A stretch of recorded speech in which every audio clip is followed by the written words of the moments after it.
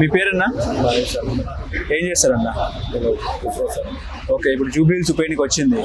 కాంగ్రెస్ నుంచి నవీన్ యాదవ్ గారు పోటీ చేస్తున్నారు, అటు టీఆర్ఎస్ నుంచి ఏమో మాగంటి గోపీనాథ్ గారు సతీమణి పోటీ చేస్తుంది. కాబట్టి ఎట్లా ఉండే అవకాశం ఉంది? ఎవరు గెలుస్తారు? కాంగ్రెస్. ఎందుకు కాంగ్రెస్ గెలవాలి?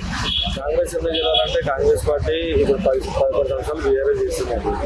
10 సంవత్సరాలు బీఆర్ చేసిన జూబ్లీహిల్స్లో మాత్రం 11.5 సంవత్సరాలు.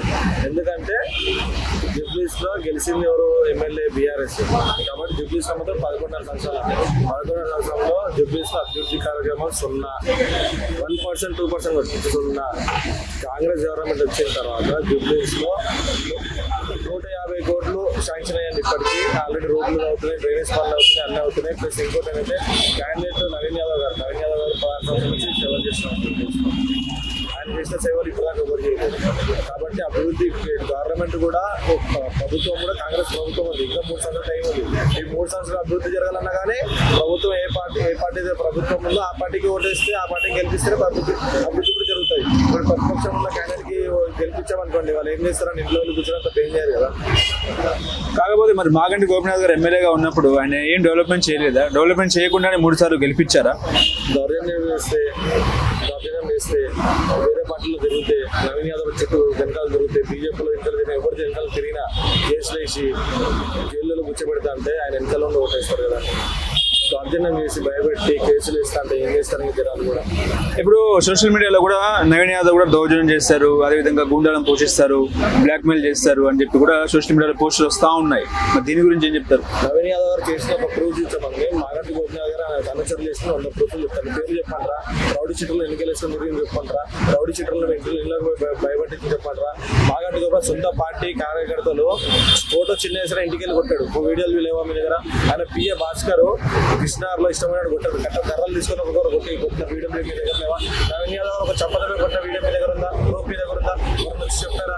ఇవన్నీ బీఆర్ఎస్, బీజేపీ, నవీన్ యాదవ్ గారు బీసీ క్యాండిడేట్ వాళ్ళ బడుగు బలహీన వర్గాలకు సంబంధించిన వ్యక్తి. ఆయన ఎక్కడ ఎదుగుతాడో, ఎక్కడ వాళ్ళు చేసి తప్పుల్ని ఎండగడతాడో అనే భయంతో ఇవన్నీ ప్రొపగండా చేస్తున్నారు. కానీ ఆయన చేసింది ఏం లేదండి.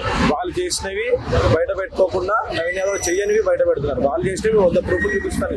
నవీన్ అన్న గారు కానీ మన కుటుంబం కానీ ఒక్కటి చేసింది ఒకటి చూపించామని చెప్పండి.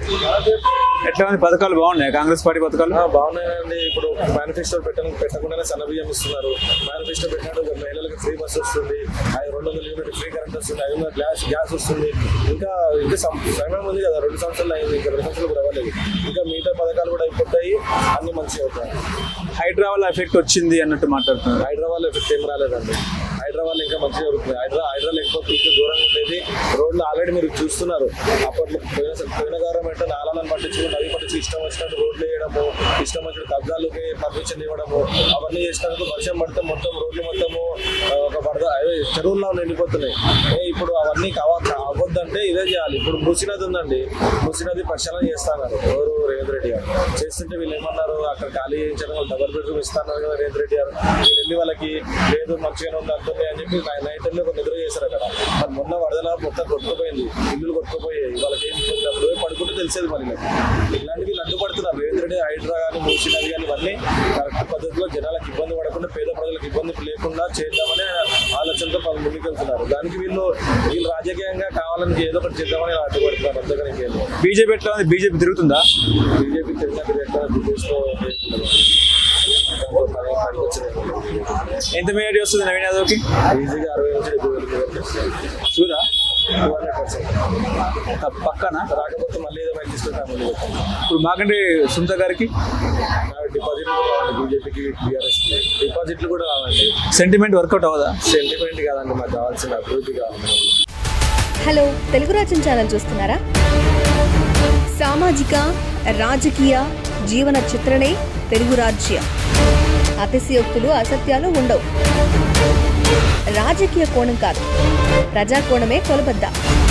తెలుగు రాజ్యం వీక్షణ మీ ఉత్తమ అభిరుచికి నిదర్శనం.